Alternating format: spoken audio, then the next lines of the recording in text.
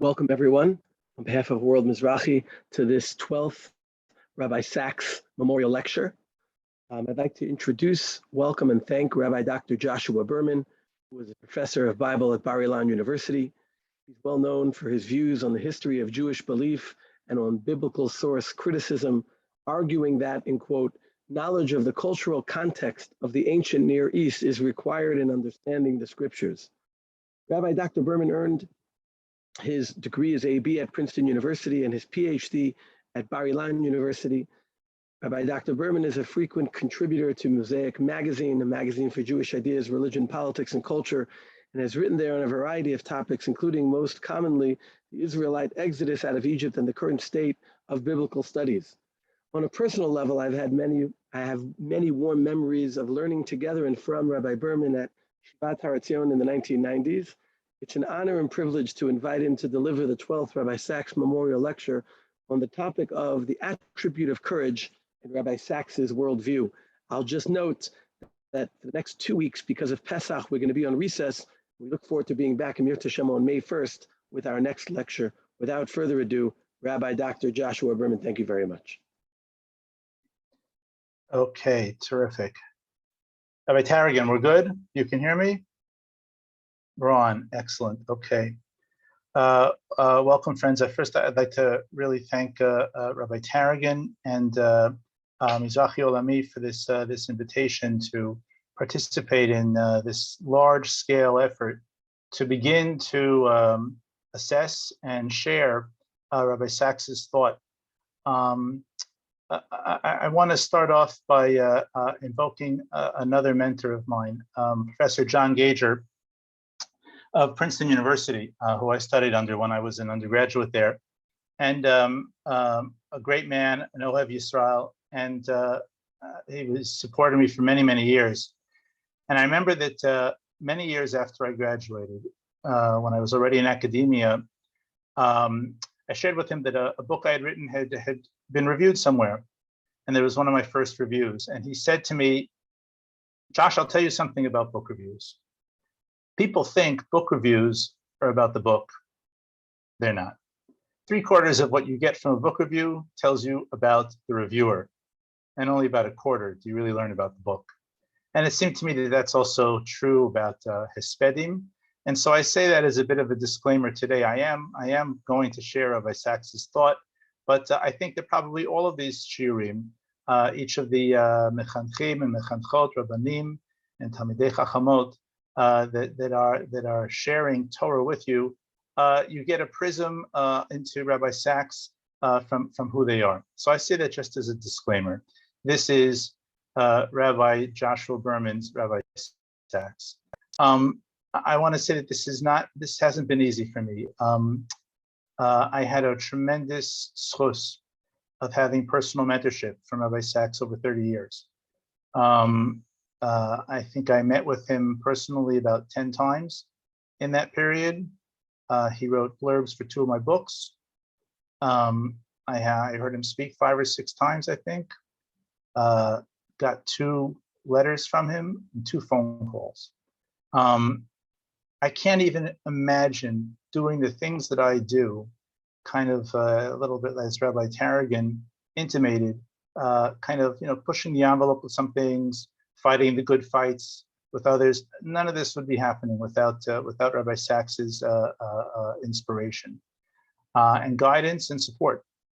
And I see in him, among so many other things, a man of courage. And I wanted to explore courage in his thought. I was just thinking, when you think of the different midot that a Jew is supposed to have, that a Talmid Chacham is supposed to have, I don't know if we mentioned courage amongst that list. The 48 traits of a Talmid Chacham that's in Pirkei Avot. I don't remember in Hilchot Deot that we have anything that, not even a word for courage. We have a modern word, ometz maybe, but it takes courage to do the things that he did. So what I'm going to be doing here today, I would say, is split into 3. There are lessons I want to review with you from a source sheet that I prepared, following in the good path of those that have preceded me in this series. Sections from his writings and to comment on them and applications and maybe add a couple of sources here and there. I'd like to share with you Torah Sheba'al Peh that I have from him about courage that has stood me in very good stead. And then finally, what I want to do is I want to see how Rabbi Sacks not only talks the talk, but walks the walk. Not only does he have incisive comments about courage, but we can see in his writing his courage. And that'll be how we're going to finish up. Okay? So if I have sharing capacities, let's see if I've been divinely empowered with that. Yes, I have, or empowered by Rabbi Tarragon. So very much thank you. Okay, so I'm going to open this source sheet that I have prepared, gleanings from his work. Hopefully this will work.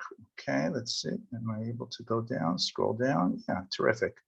Okay, good. All right, I'd like to start with, I suspect that most of us who are presenting in this series have taken good advantage of rabbisacks.org, which has a wonderful search mechanism of many, but not all of his writings. Some of these writings that I have here are from that site. And then the final thing that I mentioned about where we can see his courage in action will be some passages from his last and great book, Morality. Okay, so let's see. So here we have, it's in an interview that he gave Tablet Magazine on anti-Semitism. You can see this is, almost 10 years ago, and not much has changed in that time. It's not so much about anti-Semitism, but I think critically, how do we deal with it? What do we do with it? So they pose the question to him. In your book, Future Tense, you argue against the Jewish tendency to see ourselves as inevitable victims of prejudice. Instead, you make the case that we should embrace the world rather than view it with suspicion. Anti-Semitism is real, but it is neither pervasive nor insurmountable. But then one reads the new European Union survey that found that nearly 25% of Europe's Jews are afraid to be openly Jewish, and the 2/3 feel reporting anti-Semitic incidents to the authorities is ineffectual. When you see statistics like these, do you ever wonder if the pessimists are right, that the Jews will never be fully accepted?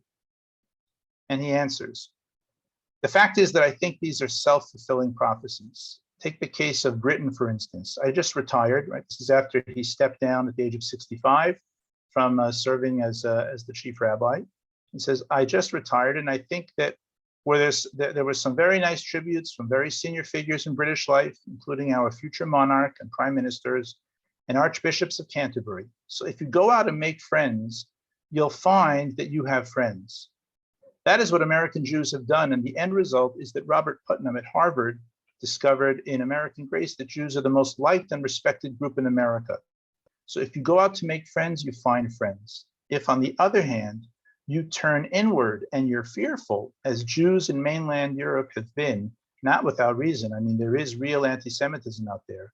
But if you turn inward, you will find that you don't have friends because you didn't go and make them. And you just become one interest group among many. So I think if you are full of fear, you will find many reasons to justify fear. And if, on the contrary, you are fearless, you will have reasons to be fearless. There's so much to take away from this passage that we've just read. I think the most important thing, and especially now, in our times, when there's maybe even more anti-Semitism now, both in the UK and the US, unfortunately also here in Israel, as we've been seeing in recent weeks, is that it's so easy to focus on the very bad. And the very bad now is worse than what he was talking about 9 years ago. I mean, the type of violence and shooting that we've come to know in the US was unknown back then. But what's so easy to do is to take those very, very difficult events and make them a statement about the cloud, when in fact they are all fringe elements, really all of them. What's fascinating is that it's sometimes fringe to the right, sometimes fringe to the left, but mainstream America is not anti-Semitic. And I think of his own life. One of the things that amazed me was the absolute comfort with which he moved in and out from within a Jewish setting to non-Jewish settings. He was extremely comfortable with non-Jews, with taking the case out to non-Jews, and not even to go out as, well, I'm Rabbi Sacks and I'm here to share Judaism with you. Almost as I am a partner in these big discussions about world issues, and I have a seat here just like you, and I'm one of you.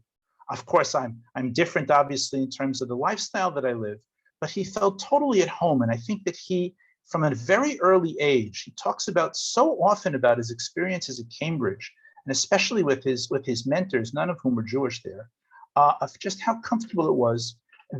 He sought them out, and they were ready to take him. And I want to say, friends, that this has been my experience as well. In a lot of places, I have a lot of colleagues in the field of Bible studies. We fight the good fight together, and they are Christian. They are, generally speaking, devout. They are lovers of Israel. They are lovers of me. I have to say that. And I have sought them out, and they have sought me out in return. And I never really imagined growing up that I would be able to feel so at home and comfortable with people who were so different than myself.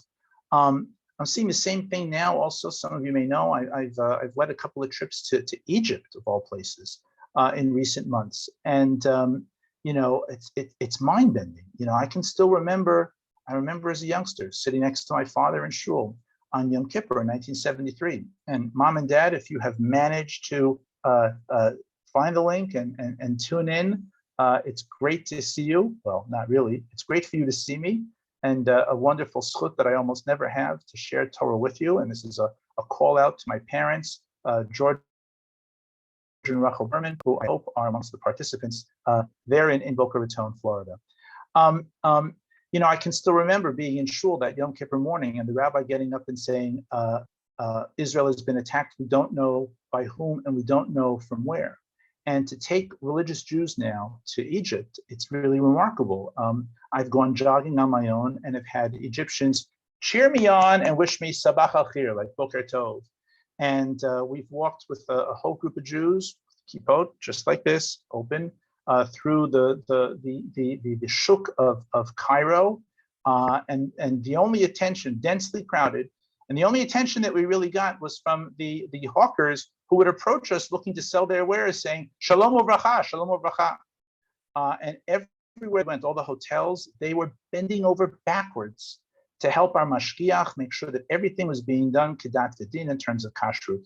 And it's, as I say, it's mind-bending because it's not the Egypt that I grew up with, and it's not what we thought about Egypt until really very, very, very recently. And it takes a certain courage to look at our former enemies in such a light, and they're also looking at us in a slightly different light. I don't know how many of you know this, but the Egypt Air is now flying direct flights daily from Tel Aviv to Cairo and back. They're eager for Israeli business travelers to pass through Cairo on their way to Africa. So this really brings out what Rabbi Sacks is saying here. It's so easy to stay inward and fearful, which just breeds more fear, which never gets us ultimately to healing and expanding the light that we can share and the comfort that we can feel with those that are around us. I'm reminded here in Rabbi Sacks's passage, something that I read recently, written by the Gaon Rav Yosef Eliyahu Henkin, Zecher Tzaddik Livracha. There's the famous statement that we know, attributed to Rabbi Shimon ben Yochai, that halacha b'yadua, Esav soneh et Yaakov. Loosely translated, it's a well-known thing in the world, a halacha, as it were, that Esav hates Yaakov, that there's anti-Semitism, especially perhaps Christian anti-Semitism. And Rashi cites this. There's actually some questions in the original sources, in the original Kitvei Yad, the manuscripts of the Midrashim of the Sifra. Is this really what it says there?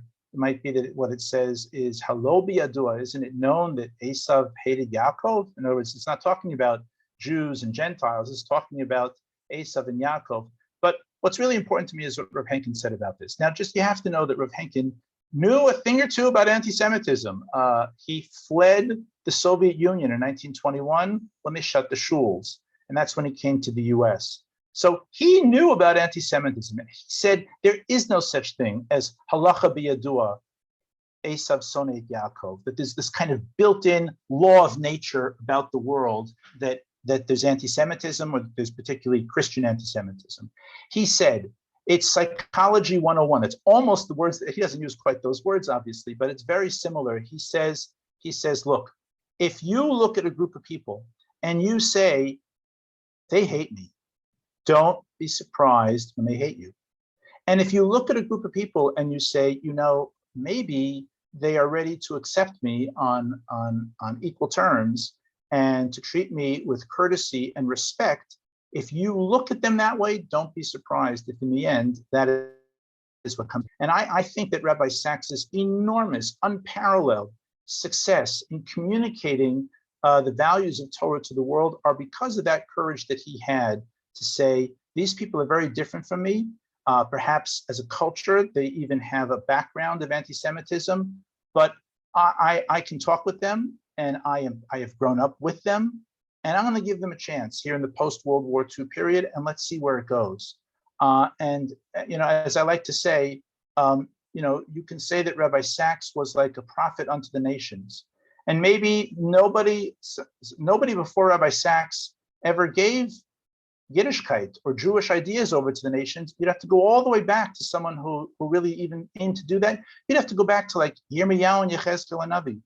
And the big difference, between Rabbi Sacks and the Nevi'ei Yisrael is that the Umot HaOlam listened to Rabbi Sacks. That's the difference. And that's just an amazing tribute to him. And I think to the courage that he speaks about here, to turn a new page, to look out, and to say, maybe I can do things a little differently. And I think this is a lesson that all of us can take home, especially those of us that are in the diaspora, that have many interactions with all sorts of good people of goodwill who are not Jewish on a daily basis. And I think that we would be surprised how receptive they would be to more overt expressions of our Yiddishkeit. And I want to speak specifically about wearing a kippah, the importance of doing that, especially in this age of anti-Semitism. I know of a businessman in Toronto, and he told me that for many years, he and his family business, they obviously they were closed and all the Yamim Tovim, etc., but they never wore their yarmulkes in business. And one year they decided, all our clients know when we're closed. They know what the deal is here, so we're going to put on our kippahs. And when they did, an amazing thing happened. Their clients would say to them, we always knew that you were Orthodox Jews because you closed for the Jewish holidays. But we always also knew that you are absolutely scrupulous in your business dealings and your word is as good as gold. And now we understand where that comes from. So a little bit of courage can not only be a safe thing to do, but make us feel even safer. And I think that that's the message that Rabbi Sacks brings out here, something that he very much exemplified in his own life. He says here in another passage from somewhere else, any great undertaking comes with fear. Often we fear failure. Sometimes we even fear success. Are we worthy of it? Can we sustain it? We long for the security of the familiar, the life we have known. We are afraid of the unknown, the uncharted territory, and the journey itself exposes our vulnerability. We have left home. We have not yet reached our destination. And I'm reminded here of I think that we are all extremely risk averse, much more than we need to be, much more than we need to be. I'm always reminded of something I once read. I'm sure we all have recognized in our lifetimes that there is a disproportionate number of Holocaust survivors that made it really big, really, really big. And, it's a kind of a surprising phenomenon, because they had everything stacked against them. These are people who, were denied an education because they were running around or they were in camps, etc. And then they had to come to a new land where they didn't know the language and probably never really spoke it really well, most of them. And yet there's this phenomenon of survivors who were extremely successful in their business dealings. And one study concluded that what allowed them to become so successful is that when they went to business, and when you go to business, you have to take some risks, is that they were far more prepared to take risk than most people are. Because Risk? You mean that I might lose? I might lose everything?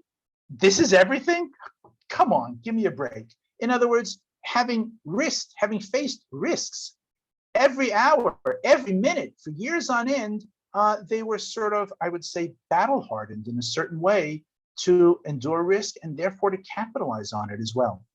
Okay, so I think this is the type of courage that many of us can bring to bear in our own lives. I'd like to speak. I'd like to tell you about my own. I said that I have some Tarsha Baal Peh from Rabbi Sacks. I'd like to tell you about what that was. So I think Rabbi Tarragon mentioned that I try to lead the good fight against biblical criticism about saying that we are capable of building a bridge of spiritual and intellectual integrity. I have a book called Anima, Biblical Criticism, Historical Truth, and the 13 Principles of Faith. I once wrote an essay in a public forum called The Corruption of Biblical Studies, in which I laid out all the things that I think are wrong with the discipline that I'm in. I'm not saying wrong religiously with a kippah on. I'm saying that a lot of things that happen in biblical studies is sinning to itself by its own standards, double standards, agendas that are hidden, etc. I was then rebuted in a public forum. And it was the first time that this had ever really happened to me, that I had written something and had really taken a lot of fire in return. I kind of figured that when you have a public discussion, that the focus is on the issues and things that are said are true. And I discovered this not to not be the case. I discovered on a Facebook forum, for example, colleagues of mine that I had thought were friends, having an entire pig roast about the thing I had written, with me in the starring role as the pig. I was amazed at things they were saying. I don't think they knew that there was a live mic, or that they hadn't had their settings properly on Facebook. And then in another column somewhere, a very respectable scholar, wrote things that I supposedly say that I don't say, and agendas that I don't have, and it was really, really difficult. This had really never happened to me. And the truth is that I had a difficult time finding someone for guidance on this. Think about this, friends. Can you think of a leader, can be a secular leader or even a religious leader, who stands up and takes highly unpopular positions? It's a rare thing. It's a rare, rare thing. And I needed guidance from someone who had taken fire. And the only person I could think of was Rabbi Sacks. And so my friend in his office, Joanna Ben-Arush, got him on the phone.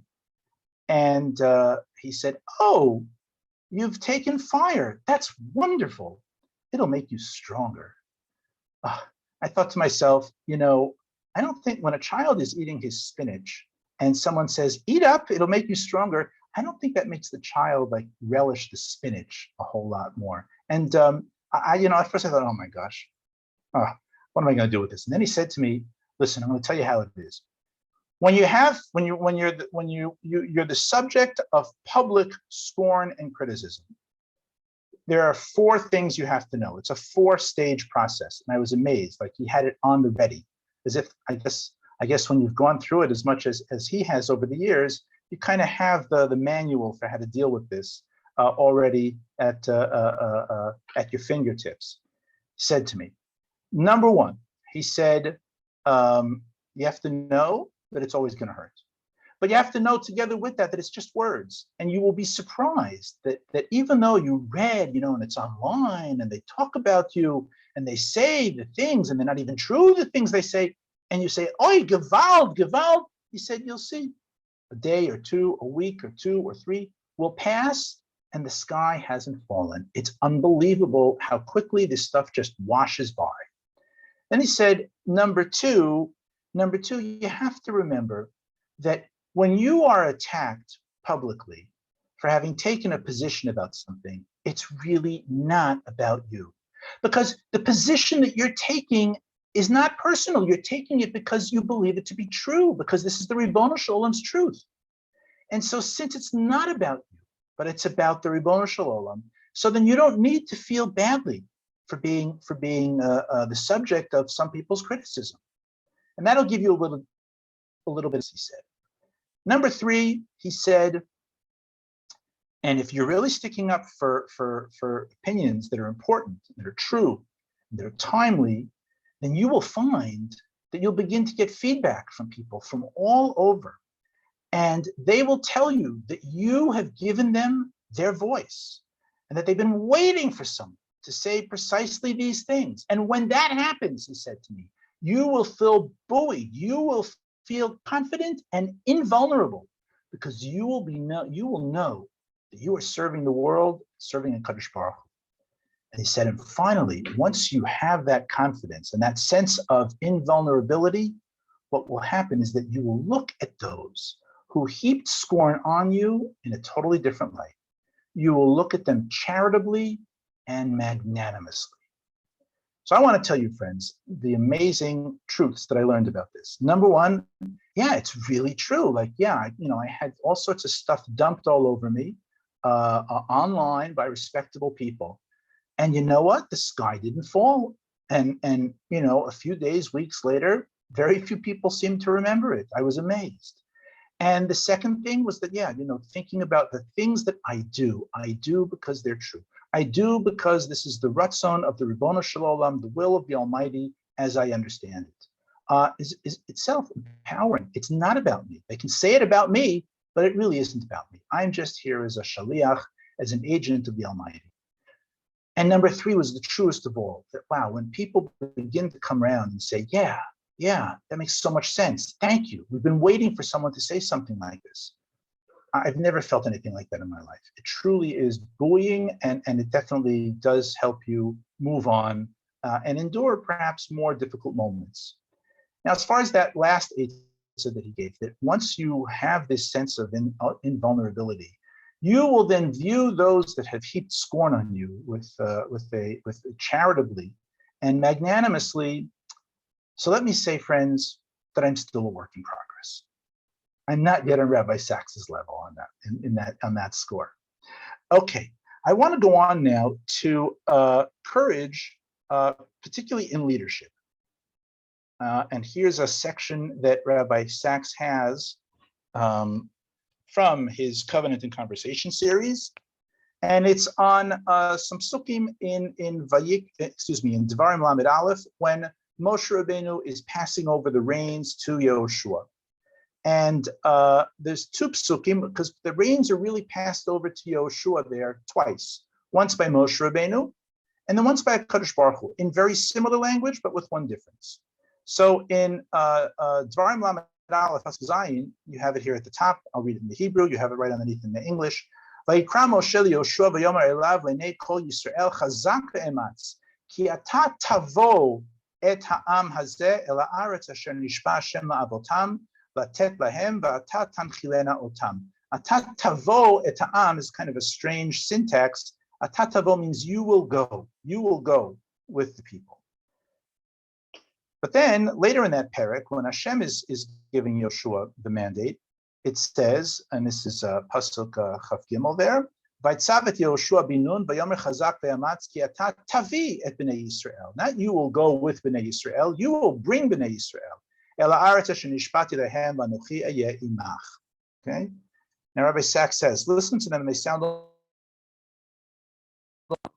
courage. Wait 1 second. Turn the microphone back on. Okay, I think we're in good shape. Be good people into the land. God says, 1 second, be strong and of good courage, for you will bring the people into the land. And then there's Rashi on this. Rashi says, so what does it mean that Moshe says, you will come into the land with the people? And Hashem says, you will bring the people into the land. So Moshe Amar Lo Yehoshua, you have the English right under here. Zkenim shebador yu imach. In other words, you are going in with the people. What does it mean with the people? with the elders, with the great advisors that you'll have around you. Hakol lefi da'atan ve'atzatan. And you should do everything in there together with their consult. Aval HaKadosh Baruch Hu amar liYoshua ki ata tavi et bnei Yisrael la'aretz asher nishbati lehem. Tavi al korcham. Hakol tului b'cha tol makel v'hach al kad kodan. Dabar echad l'dor ve'lo shnei dabarim l'dor. So he says here, underneath, he says, God, according to the sages, took the opposite approach of consensus, of working with the other leaders. Don't look for consensus. You'll never find it. People's interests are different. Their perspectives are not the same. Politics is an arena of conflict. I didn't want it to be that way, but having given humanity the gift of freedom, I cannot take it back and impose my will by force. So you must show the people the way. Lead them from the front. Be clear, be consistent, be strong. The last person who gave the people what they wanted was Aaron, and what they wanted was a golden calf. I thought that's a brilliant, brilliant insight. That was nearly the end of the Jewish people. Consensus in politics or business, or even in pursuit of truth, is not leadership, but the abdication of leadership. I chose you to be Moses' successor because I believe in you. Therefore, believe in yourself. Tell the people what they must do and tell them why. Be respectful of them. By all means, listen to them. But at the end of the day, the responsibility is yours. Leaders lead, they do not follow. And believe me, though they may criticize you now, they will eventually admire you. People want their leaders to know the way, go the way, and show the way. They want them to be decisive.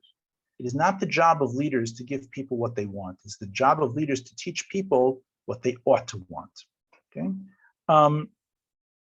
Now, I'm sure that everybody, that reads this says, yeah, that's right. Yeah, clearly. Who would possibly disagree with that? But let's think about this, friends, in the reality of a leadership position. Just consider, for example, I know many rabbis, and I totally understand them, who are extremely careful issues they talk about with their shul and what issues they will not even touch. There are issues that I know are very important to them, where they would really like to get across a message to their congregants, and they won't go there. They won't go there. Like, for example, anything having to do with sniut. Can't talk about that one. Can't talk, get too much trouble. How we spend our money and on what? No, that's taboo. That's just too sensitive. Is there a mandate to live in Eretz Yisrael? What does Yishuv Eretz Yisrael mean? What place does it have in our planning? No, can't, no, too sensitive. Can't go there. Oh my! I see that the number of participants has just fallen in half. Oh dear, that must be how sensitive these issues are. But realistically speaking, and I can understand. Many communal leaders, and I think all educators experience some dilemma like this, will say, we can't fight all the battles. We have to fight the battles we can win and not fight the battles we can't win. And if you raise issues and things that are sensitive, you might offend some people. You might even if you don't offend, you might alienate some people on the very cardinal topics that I raised before. Sniut, how we spend our money, where we live. Those are central core Jewish values. But a lot of leaders will not want to alienate anybody, because if I alienate them about what this, then I lose everything else. So how can I afford to talk about anything that I might even have the risk of alienating anyone in my community, when the cost potentially is all the other things that I might be able to have a positive influence on them? And friends, I come back now to what Rabbi Sacks said. Isn't that exactly what Aaron Cohen was thinking? What if I tell them they can't make the Egel, then things will go crazy, and then there'll be nothing left. They'll go berserk, or they'll destroy each other, or God will destroy them. And so let's not object. Let's not object. And then tomorrow we'll try to make it better. And that's what Rabbi Sacks says, that when you don't speak your truth, then we have the leadership of Aaron Cohen at the Egel HaZahav. Now, I fully understand the difficulty that leaders are in, and I also understand, friends, that it's easy for Berman to talk about this. Berman, don't you have tenure? Yes, I have tenure. Well, then you can say anything. That's true. That's true. Not only that, but if I, and I sometimes express opinions in class, either about issues of hashkafa or sometimes about the text that we're learning or the figures that we're studying. And if a student doesn't like it, in a year or two, they're out of the university anyway, and I get new students. So I understand the difficulty. And the question is, how do we overcome it? How do we actually institute what Rabbi Sacks says here of having the courage to do that? And I think that I'm going to make one insight first, and then we're going to move to seeing how Rabbi Sacks himself does this, okay? I think that going back to what I said, we are all risk averse. We are afraid that if we do something, we won't be able to take it back. And I wonder whether we therefore we take 10 steps back from where we really need to be, and don't take any chance. We don't even get close to even really beginning to take chances. We're probably very machmir on ourselves in terms of the issues that we're afraid to discuss. I want to just bring here, since this passage was talking about the appointment of Yehoshua, just wanted to share with you something.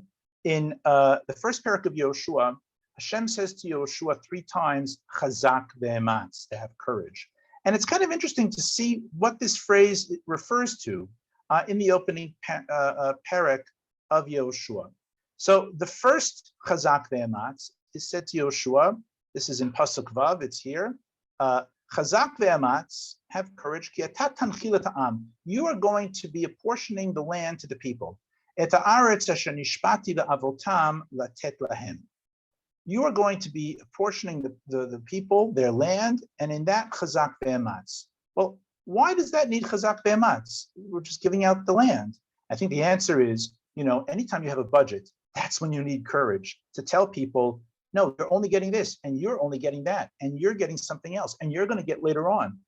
If there's real rules and there's real ideology behind it, and clearly when it comes to the chalukah of Eretz Yisrael, there certainly is that, then it takes a lot of guts to tell people, I know you think that it's not fair, and I know that you can give me a svara that it should be different, but this is the way that it has to be. And so there's courage. Anytime there's a budget, those who are apportioning the budget have to have courage.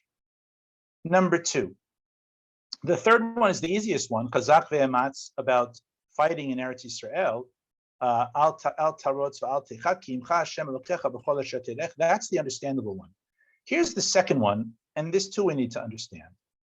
This is in pasuk zayin here. Chazak ve'ematz me'od lishmor la'asot kechol haTorah asher tzivcha Moshe avdi. You have to have courage to follow the Torah. Al tasur mimenu yaminu smol. Don't go to the right or the left. L'man taskil b'chol asher telech. Lo yamush sefer haTorah ze mipicha v'agita bo yomam v'layla. You need to be thorough in your understanding of the Torah. L'man tishmor la'asot kechol ha'katuv bo. To do everything that it says, ki az tatzliach et derachecha v'az taskil. You will go in the right path, and you will do it with wisdom. Well, why does following the Torah require chazak ve'ematz? I mean, is Yehoshua a frum guy? Why would we think that he wouldn't follow the Torah? And I think that what the Navi is speaking to here is precisely the type of dilemma that Aaron had.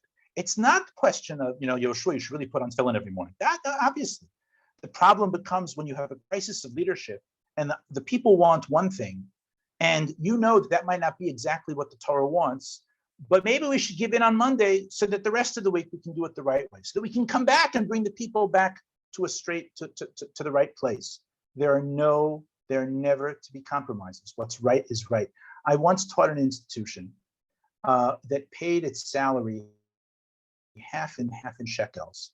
The reason that it did that, an institution here obviously, the reason that it did that is because it couldn't afford to pay all the taxes on the shekels. If we were paid fully in shekels, then it would have, the tax burden would have been great, and the institution would have had to close. And I confronted the director of the institution about this, and that's what they told me. Well, we hope to be able one day to pay all our staff in shekels, but right now this is what we have to do in order to stay afloat. I remember I went with this to Rav Lichtenstein, Zecher Tzaddik Livracha, and he said, better it should sink. That's what it means. You have to have courage as a leader when executing the will of the Kadosh Baruch Hu. Now, I want to conclude. We've seen a lot of things that Rabbi Sacks has said to us about courage, if you will, to talk the talk. Now I want us to see how he walks the walk. Okay, how we can see not only talking about courage, but things that he says that I think are really, really gutsy and not easy for him to have done. And we need to appreciate just what he's done. And also, I think we'll learn some lessons about how to take that step. Okay, so let me start with, before I read this passage from his book, Morality, let me ask, I'll throw out a question. It's an observation that I'm sure we've all made at some point in our lives. That is, you look when like a baby foal is born, a horse, baby horse, or baby giraffe, or the elephant, and those babies come out, and within seconds they're on their feet, and they're walking around, and soon they're running around, and within a few months they're basically independent.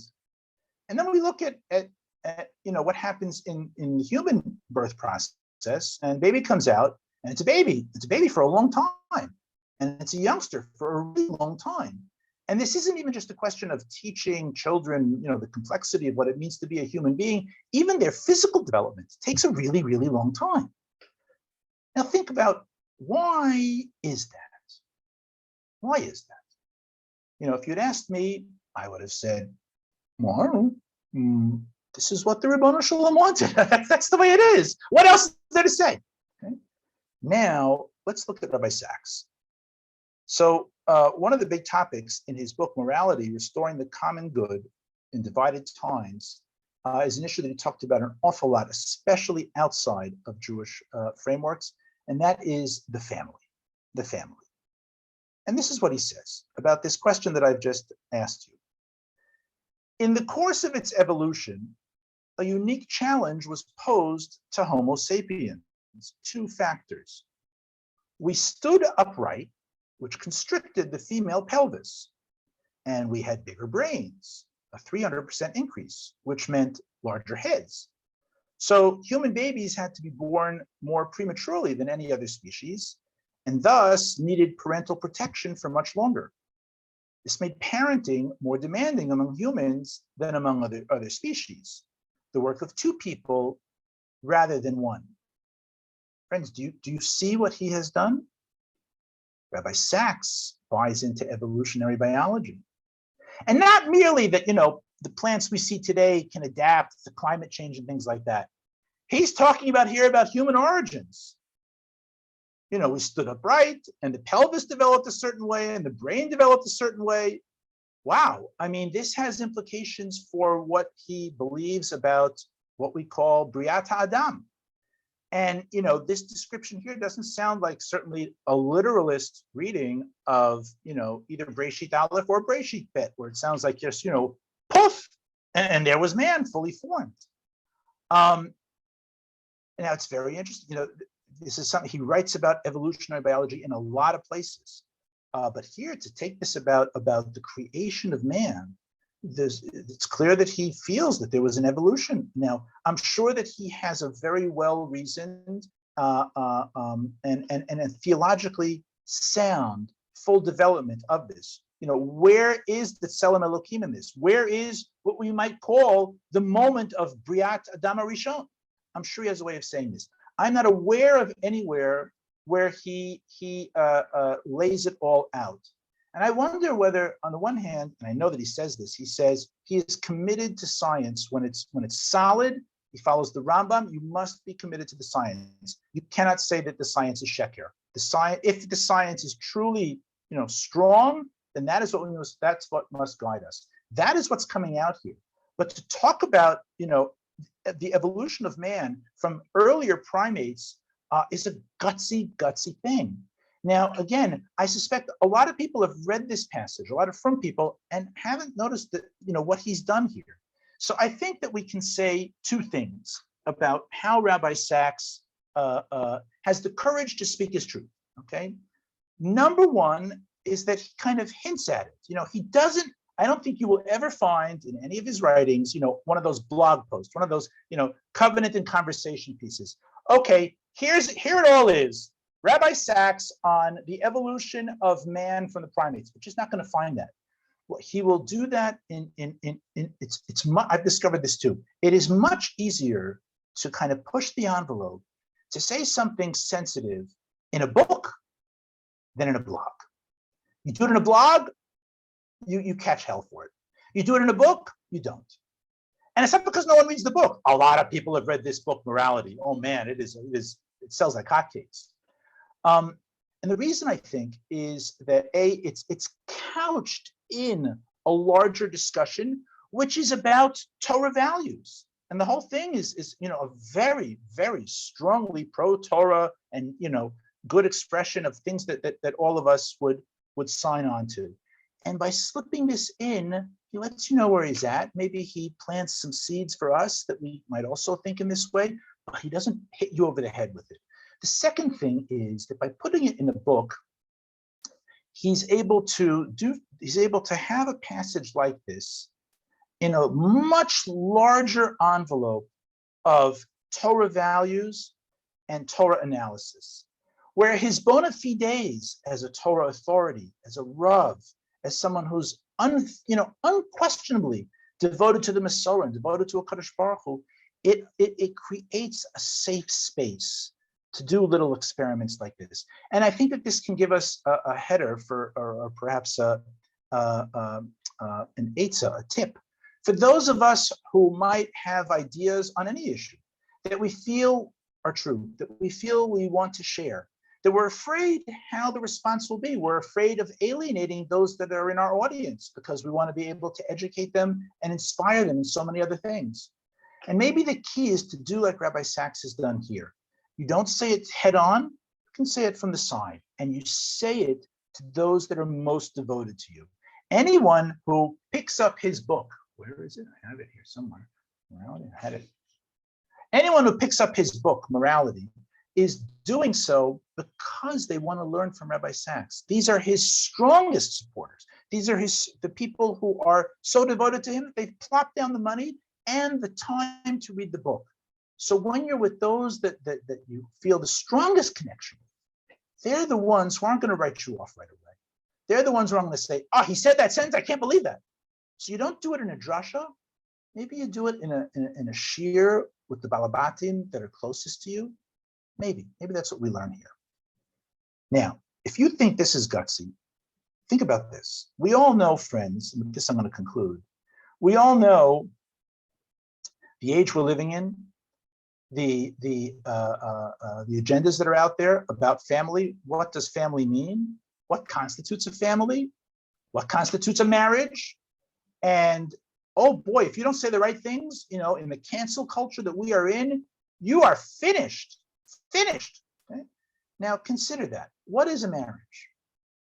What is a family? So maybe for us, speaking within the Torah context, these answers are very simple.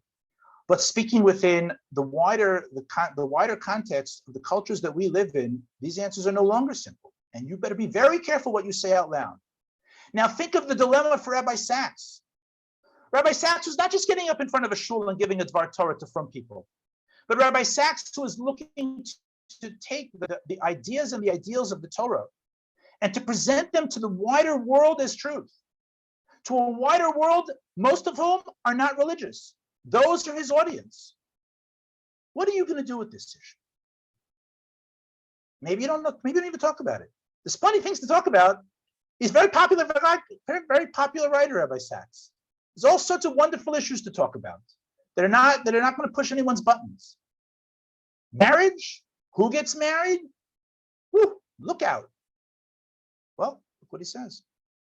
This is just 4 pages later. It says, what makes the traditional family remarkable, a work of high religious art, is what brought it together. Sexual drive, physical desire, friendship, companionship, emotional kinship and love, the begetting of children and their protection and care, their early education, and induction into an identity and a history. Just think about that. When someone asks you, what is family? What is family? You think, oh, it's sitting around the Seder table. I mean, that's true too. That's important. But this is an amazing, amazing definition of what family is, of what marriage is, what it does. Seldom is any institution woven together so many different drives and desires, roles and responsibilities. It made sense of the world and it gave it a human face, the face of love. For a whole variety of reasons, some to do with medical developments like birth control, in vitro fertilization, or other genetic interventions, some to do with moral change, like the idea that we are free to do whatever we like, so long as it doesn't harm others. Some to do with the transfer of responsibilities from the individual to the state, and other and more profound changes in the culture of the West. Almost everything that marriage once brought together that he listed above has now been split apart. Sex has been divorced from love, love from commitment, marriage from having children, and having children from responsibility for their care. No one surely wants to go back to the narrow prejudices of the past, loveless marriages, authoritarian families, harsh parenthood, and the rest. But our compassion for those who choose to live differently should not inhibit us from being advocates for the single most humanizing institution in history, the family. Man, woman, and child is not one lifestyle choice among many. It is the best means we have yet discovered for nurturing future generations and enabling children to grow in a matrix of stability and love. Given the introduction that I gave to that, I think it's very clear how gutsy this was for him to do. True, and you and I might say here, in this closed space of this Zoom meeting, yeah, well, we all hold that to be true. Yeah, that's true. We're all from. But he's writing this for the wider world. And I can just imagine, I am certain, 100% certain, he sat there at his desk. Do I write it or do I not write it? How do I write it? And this took guts. This took guts. And when I read this, when the book first came out, I thought, oh my gosh, I can't believe he did this. Wow. I mean, yeah, of course. But he's jeopardizing the rest of the book. He's going to get clobbered. They're all going to say, "Oh, he's so backwards, and he's so sexist and cisgenderist and all those things." And he did it. And you know what the amazing thing is? The book is a bestseller, and I think that shows. You can have your truth, and when you say it in these subtle ways, and when you put it in terms of a larger argument, not just, I am now going to tell you what I think about this particular issue. What is marriage, man, woman, and child? When you do it in this subtle way, when you do it within the larger argument of a whole range of ideas and ideals that many people can latch into, then you're able to do it. And this is guts. And this is how Rabbi Sacks not only talked the talk, he walked the walk. A huge encouragement, a huge inspiration for me. I haven't agreed to speak or write about Rabbi Sacks since he passed away. Very difficult for me. And I thank Rabbi Tarragon and World Mizrahi for giving me the opportunity to share some of these thoughts with you. And with that, I sign off and wish all of you a HaChevra Sameach. I just want to thank Rabbi Dr. Berman now. We thanked him at the beginning. We didn't yet realize what we were going to be receiving, but now we have much more to thank him for. And I think Rabbi Berman embodies the courage that he learned from Rabbi Sacks and his efforts, and as he described, fighting the fight. And Rabbi Berman, thank you for sharing your source of strength and courage with us. And may his words and your model be a source of courage for all of us and our families in Mirz Hashem as we try to realize our own cherut in the coming weeks. We wish, as Rabbi Berman said, a HaChevra Sameach to everyone. We look forward to reconvening with everyone in Mirz Hashem in 2 weeks' time. Okay. 3 weeks' time. Chag Sameach. Sameach. Okay.